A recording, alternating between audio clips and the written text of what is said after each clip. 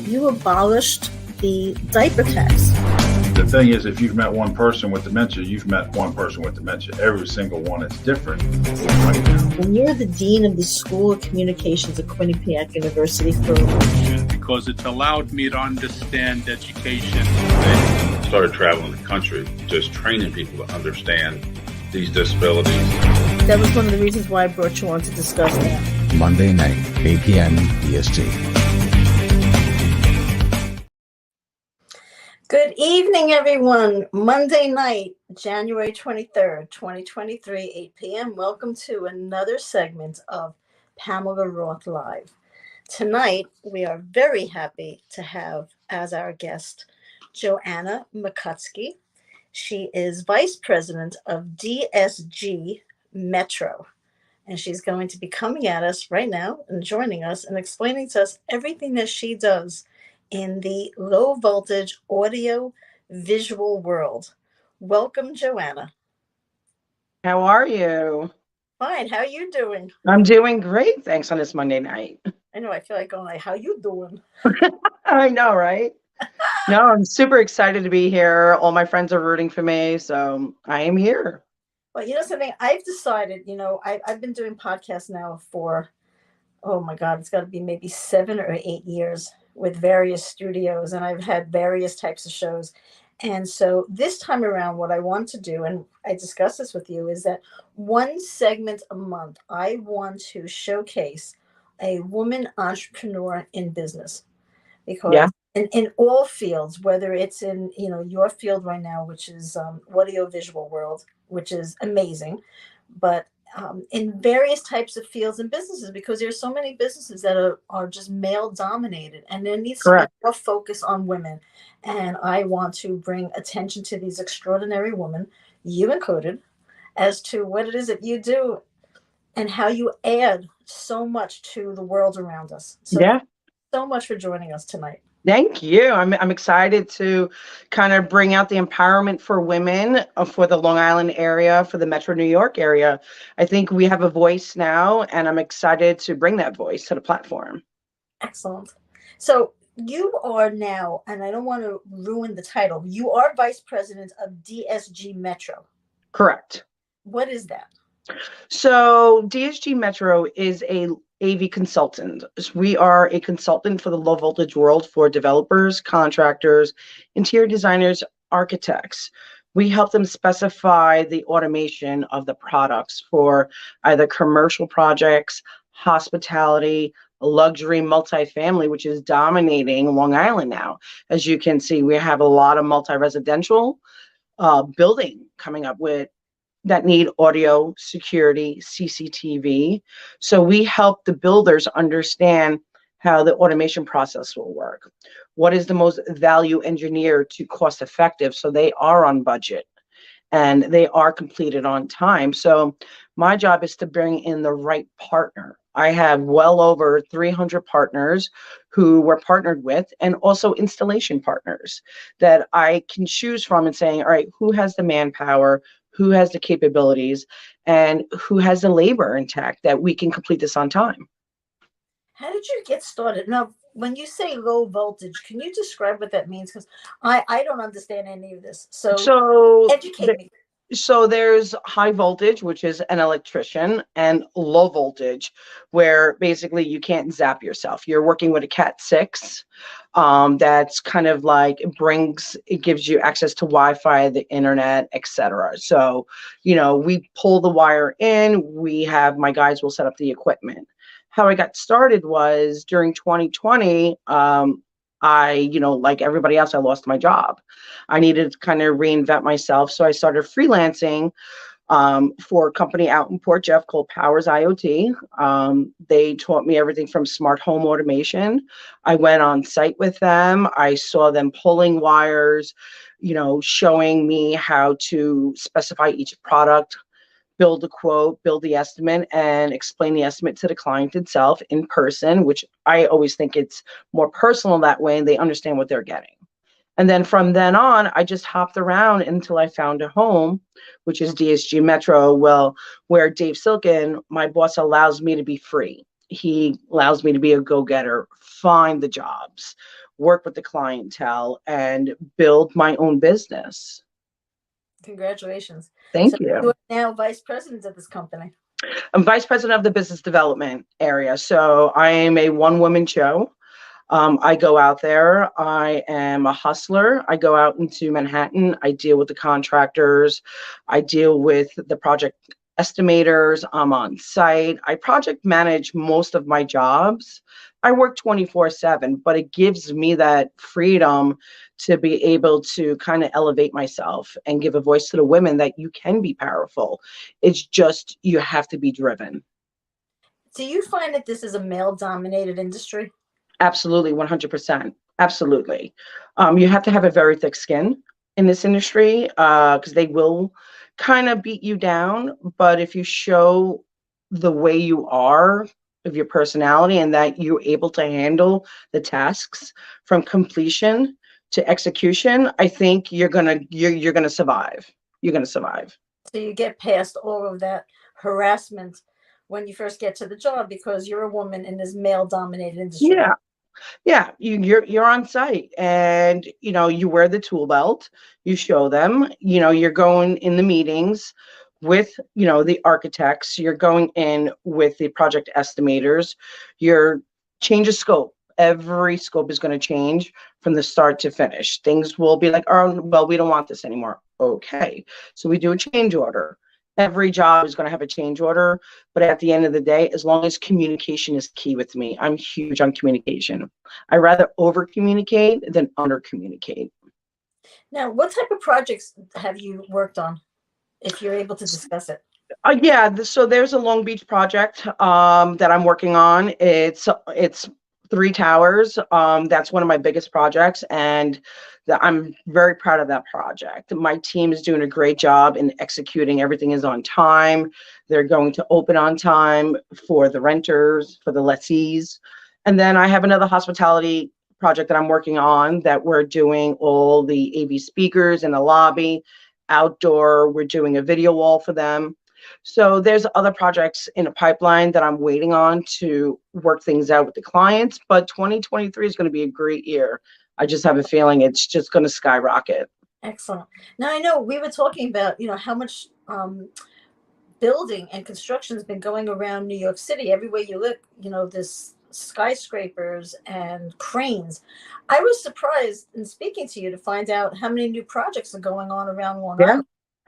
Yeah, they are. A lot of the contractors are taking every space that has been emptied from COVID and making that into, a new development of multi-residential. We've seen the pandemic, everybody left the city to come to Long Island. So the developers were on a hot spree of like, all right, here's our chance to build and get everybody from Manhattan who's going to work from home. So now that's why they're building up Farmingdale, Huntington. Bayshore now is the new hot spot now. They're building multi-residentials. Patchogue is becoming beautiful now. So they're taking these little small towns that were isolated and now building it into a beautiful community. Now, the project in Long Beach is going to be residential. Are you involved with any commercial properties, either in New York or Long Island? Currently, no. Whoop, my camera. Currently, no. But that's my goal, is to get into more commercial. I think that's something that that's a challenge for me, and I'm willing to challenge myself on that. Excellent.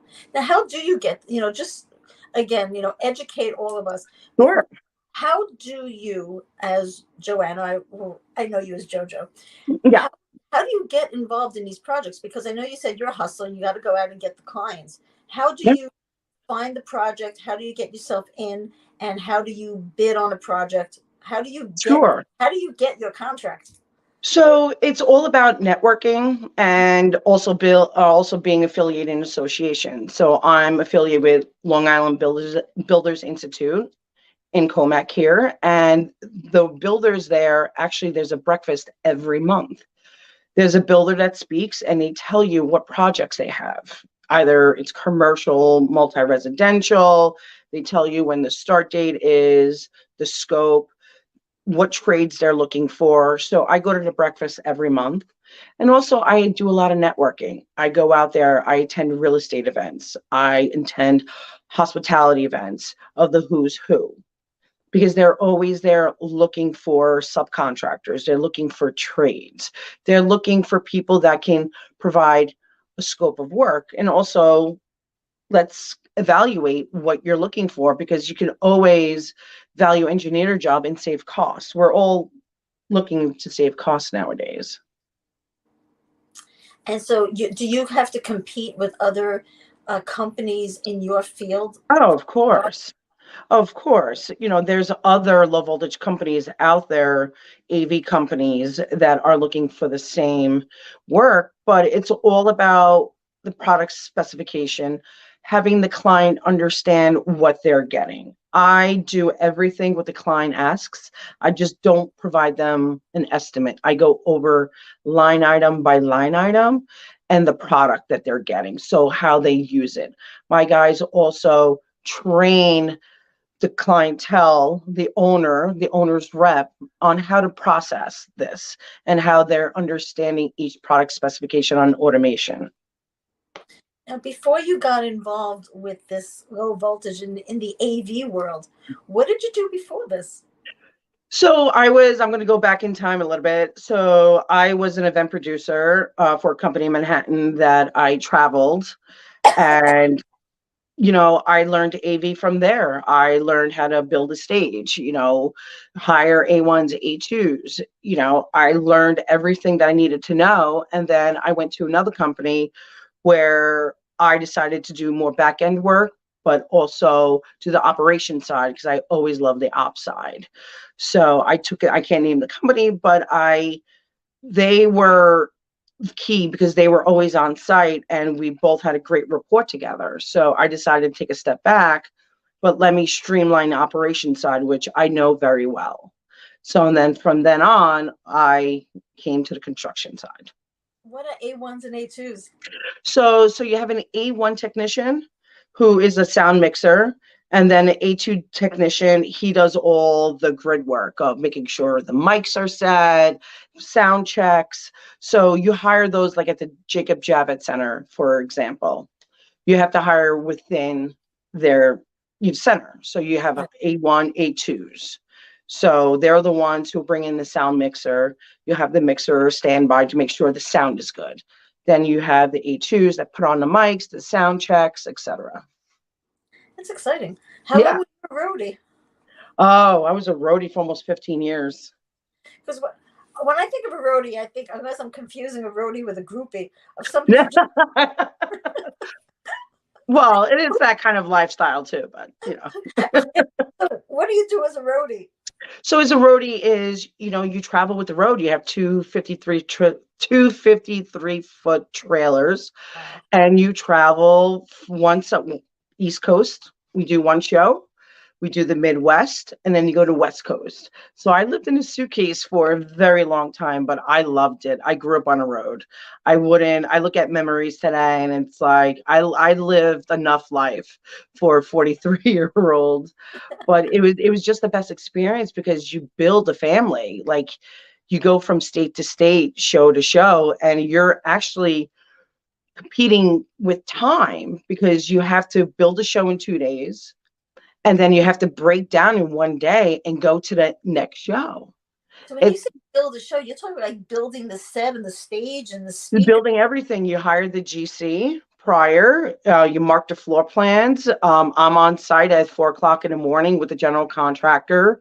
They got the forklifters taking all the furniture out from our trailers, putting them in the boneyard until we're set. Then you're setting up carpet, electrical, pipe and drape, the staging, the lighting.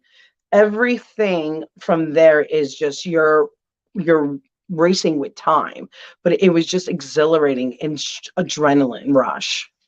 And which are you able to mention the groups or the bands that you worked with? It wasn't bands. It wasn't bands. We did all corporate shows. Oh, okay. See, when I think of, roadies, I'm thinking of concerts. No, I wish. Oh, so these are corporate shows that you did. So corporate shows like Oshkosh Air Show we did. That was exhilarating. But yeah, there was all corporate. Like Amazing. we did the Biz Bash show.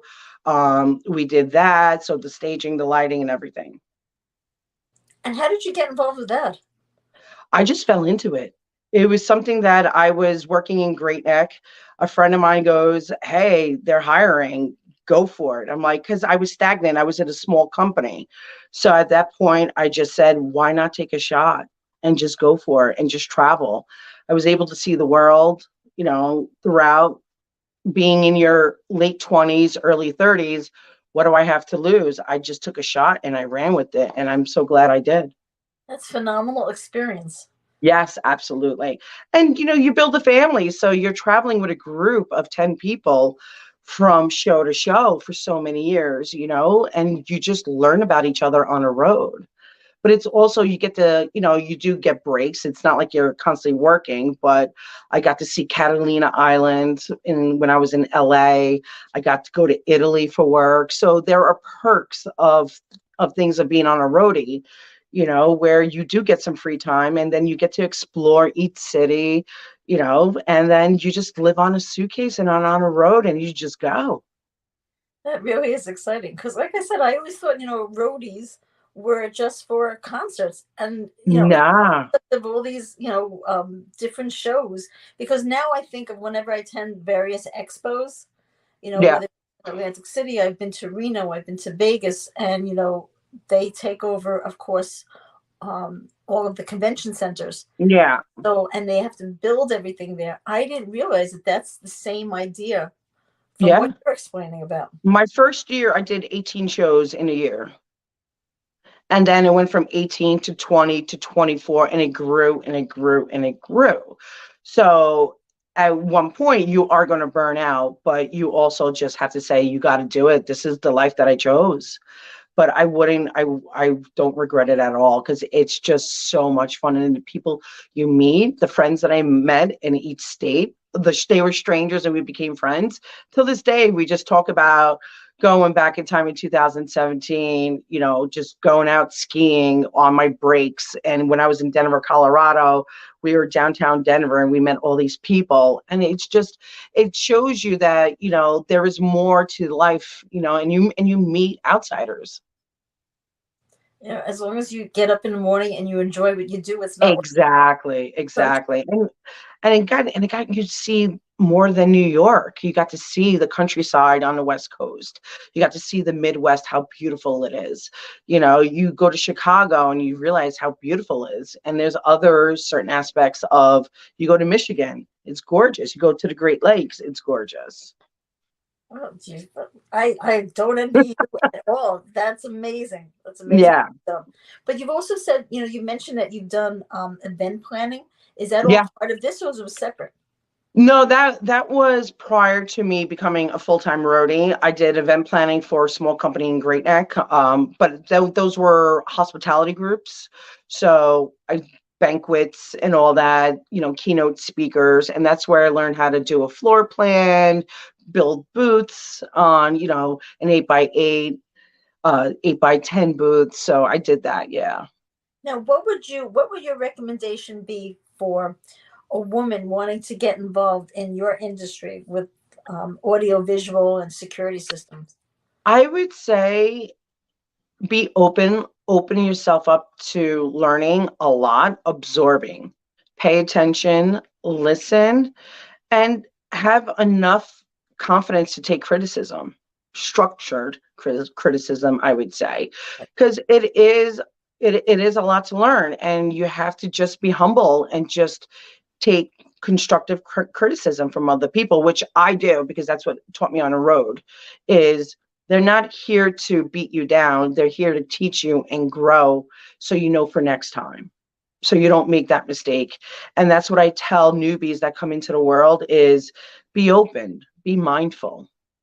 Now, since you've been in this industry with audiovisual, low voltage, and security, Mhm. cameras and all, have you seen, in say the last 15 years, have you seen more women getting involved in this industry? Absolutely. I was shocked to see how many women CEOs, owners of empowered women that do work in this field, but they didn't have a voice. It was unheard of. There's women that I'm affiliated with now that are so empowering to me that I look up to them, and they built their business, and now their children are going to be taking over the business. And it's amazing to see that we are coming together as a group to inspire, to empower. Which is fabulous. And Yeah. I'm all about empowering other women because, we really do need to stand together and Yes, force. And absolutely. there's strength in power, and there's power in strength. And this is why, I was so fortunate. I want to thank you for introducing me the other night when you brought me to that networking event. Uh, Absolutely. Women in construction. It's women constructors, construction owners, and executives. Right. So it's WCOE, and Rachel Kaufman is on the board that you met. So they're looking to change the world, especially the women in the owners, executives, and the construction field. Women who are electricians, women who are architects, women who actually owned roofing, who I met, which is a great contact. These women don't have a voice. You don't know they exist because there's not a platform for them. Well, now there is. Now there is. And Now there is. Pamela Roth Live, it is my job and my pleasure that I want to bring forth all these women that I've met through you through the other night, and as well as upcoming events, because I want to put the spotlight on these women. Because it's funny, you drive through any parts of the city or anywhere and you see construction sites, and of course it's all men in the hard hats. Yeah. And when you think of the general contractors, the GCs or the subcontractors, it's always men. Anytime you ever see a movie, here's the other part too. Anytime you ever see a movie where something has to do with a construction site, whether someone fell or something exciting is going on, you think back on so many movies, but it's always all men. You never see anyone for them. And so now that it's coming about that there are women in the boardroom, there are women architects, there's so many women in these fields. Yeah. But nobody knows. And nobody knows. And one thing about New York State did is if you are a woman-owned business, or if you're a minority woman-owned business, that is such a powerful example of being able to get work, being able to bid on commercial, luxury, residential, because this is what developers are looking for. Is this New York State did a wonderful thing of allowing these women to get certified as a woman-owned business, minority, etc. That was the best thing that New York State did. Actually, something, it's funny you mentioned that. I just found that out. I was having lunch with a friend of mine. He owns a marble and cabinet company, kitchen cabinets. Yep. He does everything with tile and marble and granite. He's had commercial contracts. He does, residential. And I was chatting up with him the other day, and I had mentioned meeting you and what it is that we're going to be doing. And he had mentioned that his marble and tile company is actually owned by his wife, because she took over a company from her dad, and she knows how to, draft blueprints, read them. And he said to me, he goes, Pam, he goes, a lot of the contracts that we get is because it is my wife's company, and it's a woman-owned company, and they have to give a certain number of projects to Correct. and women-owned businesses. That is correct. That is correct. It'll state on the bit of scope of 50% WMBE or minority. It'll tell you a percentage of what they have to, which is fantastic way of gaining recognition and gaining jobs and changing the world out there. So far through this company, again, I don't want to make the mistake. It was women WCOE. WCOE, yeah, that's Rachel Kaufman. She's on the board. So I'm just affiliated with them. I help in, I bring in my people that I know to these events, so their awareness is brought to the attention of, you met my group of girls. They didn't know what WCOE is. So they came, they saw, and they loved it. Right. So, they host monthly events with the ladies. And it's a great networking event. And it's good to know because it's very strong women-owned connections. I connected with one of the roofer that I'm going to have our call with when she gets back from Vegas, and to see how we can work We'll together. mention her name right now, Penny. Penny, yes. Penny, incredible woman. Is a shout out to Penny, because we know hopefully you tune in to see this. And Penny is now fourth generation, I believe. Yes. She had mentioned that she had been on the roof since she's about 5 years old. It was her great grandfather who had the roofing company, and then Yeah. her grandfather and her dad, and then she bought the company from her father. Yeah. And she went to architecture school, so she understands how to be an architect, how to draft plans, blueprints, and all. And she's explained to us from the other night when we all first met her that there were a number of times that she actually had to go in and she has to kind of like tone herself down because she knows so much more than the men on these different projects. You do. You do. You have to take a step back sometimes and allow it to happen naturally and not. I'm an aggressive person by nature. So sometimes I have to take a step back and say, okay, I'm a lady. I do have masculine abilities, but I have to take a step back. And but that's so sad too, because as a woman in business, I've been in business for a very long time. Before I even became an attorney, I had created a limousine company with my dad. And I was younger than any of the employees and the drivers that my father had hired. But when it came time for me to fire them, their attitude was like, oh, like you're Eddie's kid. You're just a kid. I'm like, the company's named after me. And then I actually had to go to my father and say, Dad, you got to back me up because I'm trying to fire so-and-so. yeah, And he's just not taking me seriously. And then my father had to go over to him and say, it doesn't matter if my daughter's like 20 years younger than you. She said, you're fired, you're fired. And then it's that's like, it. the kid. But he didn't want to turn around and say, but she's a girl, because that was really what the implication was. Yeah. Because as women in business, we have to have a voice, and we actually do have to be louder than our male counterparts. Yeah. Because we need to be noticed and recognized, because the first thing they want to look at is like, she's a woman. Yeah, okay. And so we're as capable, if not more capable, of doing these jobs than men are. Yeah. You got And you also have to, right. And then, the other lady that we met the other evening was, like you mentioned, Rachel. Rachel. Yeah. Right, Rachel's with the flooring, and she's a flooring company.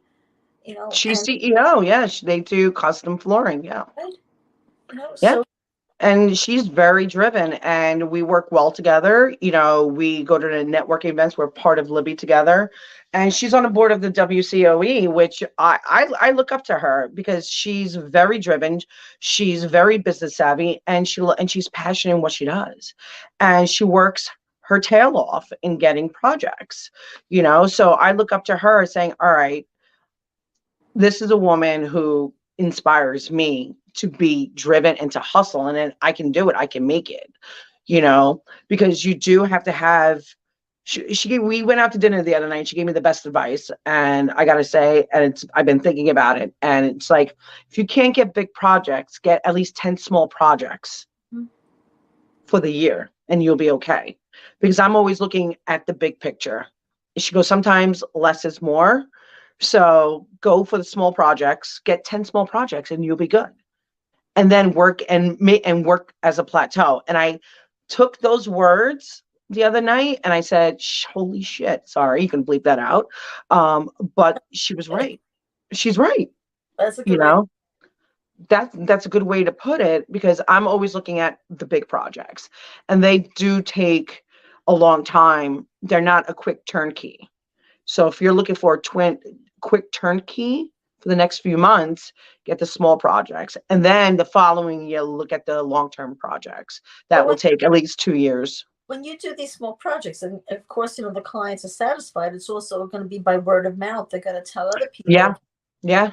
Especially in the hospitality world, where I know very well, where they'll go from brand to brand, and it's like, oh, who did you use for your AV? Who did you use for your in-ceiling speakers? Who did you use for your video? Oh, contact Joanna. She's with DSG Metro. That's what I'm striving for, is finally people will know my name. I'm building my brand as Joanna with DSG Metro and saying, all right, here's her contact info, call her.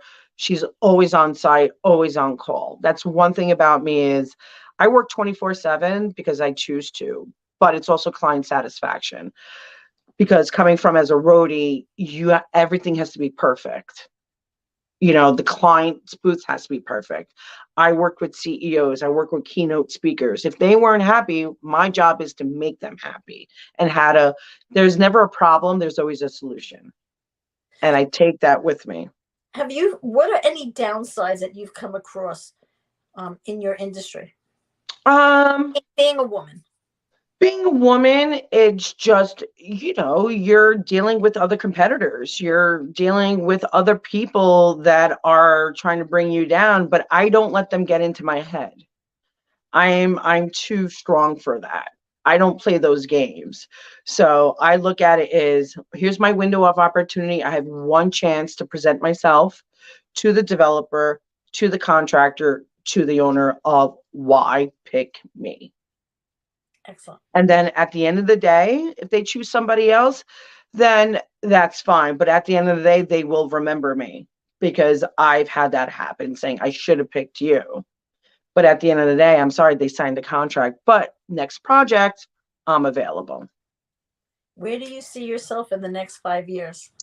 Oh, that question. I was hoping that they answer that question. Damn it. The next 5 years, well, I'm hoping to successfully build myself as a brand of JoJo, and just having that recognition and building a plateau, and hopefully maybe having my own consulting firm one day of AV IT, where I do have enough book of business to, go on my own and do it, and actually kind of compete with other people now, and just say I have my own consulting company now. Now, do you also work with like individual homeowners, or it's more? We do. We do work with individual homeowners. It depends on a project. But I never say no. I just talk to them what they're looking for, what their budget is. We do home theaters. We do customized home theaters. So we have a showroom in our Plainview office. Anybody's welcome to come, just contact me. But yeah, we do home theaters, seating, acoustic panels, everything to the nines. We do luxury homes. If they dream it, we can do it, as my boss says. We can build it for you. We can build it for you. We have a book that shows where somebody wanted a movie theater, like to drive in their car into the home theater, like a drive-in, and it was built. That's what he wanted. Him and his wife wanted it, and we did it. We built it.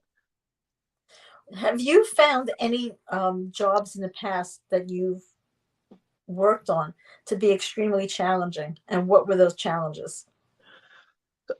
Dealing with basically what I found was there's always going to be changes of scope. It's never going to be down packed.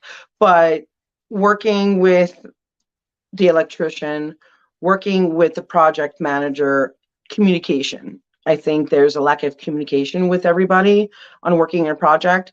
So when I'm working on a project, I said, please communicate. We need to know when you're going in, when you're done, when I'm allowed to bring my guys on site. I think that's the most difficult part of knowing when they're ready for us, because we have a timeline, but there's always going to be delays. Right. There's always going to be a pushback because this wasn't brought in, that wasn't brought in. So I think overall, that's the most difficult part on my job. Now, have you also seen this industry that you're in pick up over the years? Because I know, for instance, from living in homes or houses and apartments, I never really knew anything about, home security systems. You have something like Ring or any of those types of like security systems. Is that something that you're involved in, or it's more intricate? No, I'm actually involved in the whole aspect of security. The CCTV, the security surveillance is grown due to the crime rates that's going on. People want to know. Everybody's mobile now. Your security system can be automated to your phone. You could check on your business. You could check on your home. If you're in Europe, you could check in on a camera. You know, we recommend certain cameras to kind of like have that clear, crisp. I love Ring. It's great, but if you want a secure system, we're gonna tell you what to get to be more secure. And So I what think would you, that's right. changed. So what would you recommend for a homeowner, a residential homeowner that needs a security system? I Because, wouldn't. AD, we all get the, I don't mean to interrupt you. We get, emails from ADT or Ring. I know there's some other brands that are out there. There's other brands, but I can't say that on. It depends on a customer. Okay. I would talk one-on-one with the customer and see where their budget is, what level of security they want, and then we take it from there because each client is different. One will spend the money on a fancy camera, but then we'll give you a mediocre camera. We're like, okay, this is enough for you. You guys are traveling all the time, but you're never home, so you want to log in. It all depends on a client. But when somebody logs in, for instance, if they see somebody, skulking around their property and they see it and they're out in Topeka, Kansas and not New York City, what exactly happens? I mean, is there an alarm that's triggered that goes automatically to the local precinct? Well, that's more like ADT, but what they could do is they can actually call, 911 and let them know that, you have video surveillance. Can you go check on my house to see because somebody's poking around because they are not home. Everything is dark. So they're assuming no one's home. So, or call a family member and just check on the house. Okay. Now, with part of your security system, do you also deal with banks, or that's a totally different level of That's totally security? different. Normally, those kind of commercial projects, the owner does it himself. We don't get involved because banks have compliance. So we have to stay away from that. So they have their own people that do all the security and surveillance. Would you be involved with the hotels, or that's something that you're looking to do as a commercial property? Again, the hotels are very tricky. We can do the audiovisual, we can do CCTV and security surveillance, but it has to be on their network and their terms, depending on what they're looking to do. Normally, the owner's rep will hire their own people. Okay. Now I know I'm getting into like really intricate questions with you. I know. I'm like, you're challenging me. I love it. For a Monday evening, like, why not? I know. So how has business been with you for everything? It's been So upbeat. far, so good. It's been fantastic. I've been marketing myself out there, getting my feet wet into the realm of the new year because, you want to build your pipeline. So I'm here January, February, usually kind of quiet. So you're building your pipeline in front of the contractors, developers, because they're going to start breaking ground in spring. So you kind of get out there, you make your meetings, you take them out to lunch, you do all the schmoozing, and then you start rocking and rolling. And it doesn't stop until like October. Then you have the holidays hit, and that's kind of where the peak kind of decreases and everyone's in a holiday mode. Many, many years ago, it used to be the site of an amusement park that we had. Yeah, you're telling me, yeah. Because Long Beach had an amusement park. We had a bowling alley, and it was very much like a little miniature Coney Island or like Seaside Heights. That you had the amusement park, we had skee ball, we had all these arcades. Yeah. So, as much as then there was a time when all of that, was torn down. And then there was a time in Long Beach where, unfortunately, they had brought in a lot of individuals with mental health issues. Yeah. They were, I don't want to use the word dumb, but they were pretty much, left in Long Beach. And so that happened for a while. And then, of course, it just became an extremely beautiful residential, beachfront area. Oh, yeah. Long Beach is absolutely beautiful. The way they're building up the community, they have their own, like you said, town hall, city hall. It's just, I used to go there as a kid, and it's just beautiful the way they're building, they're cleaning everything up, all the residential towers you have. You're about a 30-minute commute from the city, from Manhattan. So it's Long Beach, beautiful. Long Island, though, it goes right to Long Beach. Yeah. After we had a lot of property damage after Hurricane Sandy. Yeah. So much of the boardwalk was just obliterated. And if anybody knows Long Beach, it went from, Shore Road, and parts of the boardwalk were found like 8, 9 blocks away in the middle of Broadway, or Park Avenue, Broadway. It was a disaster. Yeah. So it took a while for them to rebuild. And you would never know that Long Beach was ever partially. No, you would never destroyed. know. You would No. never, ever know the way the community came together, Yep. and kind of rallied on everybody. I know I had friends who were up in the towers. They couldn't get out because the water was rising. Yep. So it was scary, but you know what? That's what you get when you live by the water. You get the solace, you get the sunrise, but it's Mother Nature. You pick and choose where you want to live. I'm an ocean girl, so the water is. I love the ocean. I I'm a grew fiery Aries, so the water cools me down. I'm a fire sign as a Sagittarius.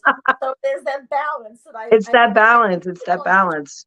grew up in Long Beach, from everything from, at the end of the day, just taking a book and sitting at the beach and just Yeah. reading, walking the dog. I mean, it's just beautiful. It's so much nicer to hear the sounds of the ocean at night as opposed to, police sirens and car alarms going off if you live in the city.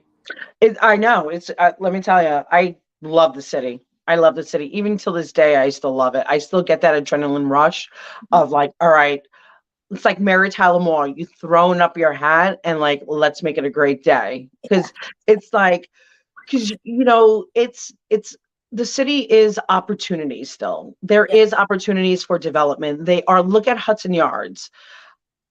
I look at the architectural. You go to the High Line, you walk to High Line, you look at the buildings, that it's just absolutely breathtaking. And there is opportunities there. They're taking all the empty buildings and they're turning it into, again, WeWork is coming back. So they're making WeWork space out of the empty spaces. You look at all of the old factories all around the city of New York, and they've turned them into incredible living spaces. Yes, and there's an old factory. I was in Dumbo, Brooklyn last week. I walked the Brooklyn Bridge last week just to get some cardio, clear my head, and all that jazz. I went to Area 53. It was an abandoned warehouse. Yes. And they took it to an adult playground. You have laser tag, you have a lounge, you have pool tables, and you're looking at the bricks, and it's just so beautiful inside. It's like the way they converted it was fantastic. Yeah, because I know I've been down. I'm always down in that whole Dumbo area. Yeah, And it's just, you have all the old brick facades, and you have restaurants in there. You have art galleries. It's just open air areas. yes, No matter where you look and all, you see this. You see the view of the city. You see the Brooklyn Bridge. They have the carousel down correct. there. Yeah. It's just so incredible just to think that for the longest period of time that they were all empty warehouses. There was nothing going. And they're taking it because the prices went down and people actually can buy them and turn it around and build something creative. And that's what I look at, kind of the construction side is like, all right, you're building something, you're putting a stamp on it for the community. And that's what I see Long Island, and that's what I see Manhattan is these developers are building a community living. Affordable housing is needed on Long Island. Yes. Especially with the pandemic. Affordable housing is key for especially single families, single moms, dads. It's key to essential to bring back business and bring back homes that people actually can pay rent and not living paycheck to paycheck. That's one thing about Libby is Long Island Builders Institute. They strive for affordable housing. And that's why that association is meaningful to me is they look at the people who are not making as much and that need a living situation. You're right, because not everybody can afford, a 900,000 or a 1 million, 2 million, Correct. $2 million home. It's impossible because especially since a lot of businesses did move out of New York, and then the smaller businesses like the mom and pop stores, they could not stay open through the pandemic. No. So many businesses, you drive through anywhere in Long Island, through the towns, Main Street, for instance, whether it's Huntington or Amityville or you go into Manhattan.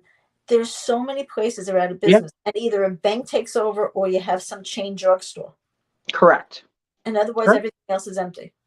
Everything else is empty. And especially with kids who are starting out into the real world, they can't afford $3,000 in rent. How are they going to pay it? They're just going to school or just coming out of school and not making, they're making 55,000 a year or not, but you know, people are still living at home. And how are you supposed to afford this rent? And that's key for affordable housing is having, the millennials, the Gen Zs being able to build up these communities. Look at Farmingdale, look how beautiful it is now. And they're building up more. Bayshore, Patchogue, they're building up these communities where, the kids want nightlife. The restaurants want the young kids going out there because they're going to bring their friends. They're going to spend money. People want to go out again. We spent a year and a half in our house. It's time to go out and enjoy life again. And go out and start patronizing those stand-up comedy. Oh, yeah. I have no problem with that. Speaking of which, you're going to be coming to a couple of those comedy shows. Oh, I know. When are those dates again? Okay, so I'm going to do a little plug for myself now. I have a comedy show coming up on Monday night, February 20th at 8 p.m. in Yes. Amityville. Is that at the warehouse? Yes, at the warehouse. Perfect. I will be taking an Uber because I know where it is. And then on Friday night, February 24th, it's a show that I'm producing at Governor's at the Giggle Room. Friday night, February 24th, 8:30 p.m. I believe. Okay. Doors open at 6:30. And it's on the website. If you go to Gov's Comedy or govs.comedy. Yeah. Basically, go to Governor's online. Okay. I love Governor's. That used to be the old brokerage, right? No, they actually Governor's has three places. They have the brokerage. Okay. They have the Comedy Club in Bohemia, and they have McGuire's in Bohemia, and brokerage in Merrick. Okay. Right, I believe it's Merrick. And Yeah. Have Governor's itself is Levittown. Yeah, Governor's old stomping grounds. Yeah. Oh my God! Remember all the old stomping grounds out there in Levittown. I know. It says that Caroline's closed. Caroline's closed. Yeah. And what's unfortunately there? But the crazy thing, what's going to be opening there? A ping pong, table tennis place. Really? It's actually owned by an actress, and I can't think of who she is at the moment. Wow. So it's going to be a large. That's pretty surreal. That's pretty new. Like bring it on. Because you have those people that are into the pickleball, the ping pong. They're serious about it. I didn't realize. I didn't know what pickleball was, and I looked it up. So it kind of looks like racquetball or paddleball. It does. Yes. It has that. Yeah, that's become very popular in Long Island, the pickleball. The parents bring their kids now as, go and play. Listen, we need more activities that are outdoors. Correct. Like 2 years, people talked about, COVID-19 and how much weight they gained. So now's the time from pickleball and everything else. I'm still trying to lose. Believe me, I'm still trying to lose. Well, that's why we're sitting down. We don't have to stand up right now. That is true. Just suck it in, as they say. Just suck it in. Do a little home construction on ourselves over here. Oh, yes, indeed. A little nip and tuck is not a problem for me. Well, that'll be another segment. Exactly. I am so happy that you joined us today. Thank you so much. I'm actually thrilled. I was super nervous. I was like sweating, and I'm like, oh my God. But it's just Pam and JoJo. I know it's my first podcast, so I'm excited. I want the world to know all about you and DSG. Thank you. I want everyone to know about Joanna Mikucki, and for your low voltage audio, visual, and home security needs. Yes. Please contact Joanna Mikucki. Joanna, yes. Give everybody the site of how to locate you, so that I'm hoping I'm hoping you get business out of this. Yes, me too. I'm hoping to. So there's two ways to contact me on my personal cell, which is 631-807-0356. That is, I'm always reachable. I answer every call, even a spam call, because you never know. And then there's my email, which is Joanna M at dsgdist.com. So those are the two ways you could get to me. Call me. Let's figure things out for your home, commercial project, multi-development. I bring the best of the best to the table, and I'm always responsive. And speaking of which, I bring the best of the best right here live at the Pamela Roth Show. I am your hostess, and we will continue bringing exciting, wonderful upcoming programs supporting women in business. And if there is any audiovisual needs that you have, please feel free to contact Joanna Mikucki. Thank you so much. Thank you. I look forward to helping my guests and my future partners on their long-term projects. And thank you, Anthony. And thank you to everybody who joined us. We are signing off now Monday night, and we'll see you next week. Take care, everybody.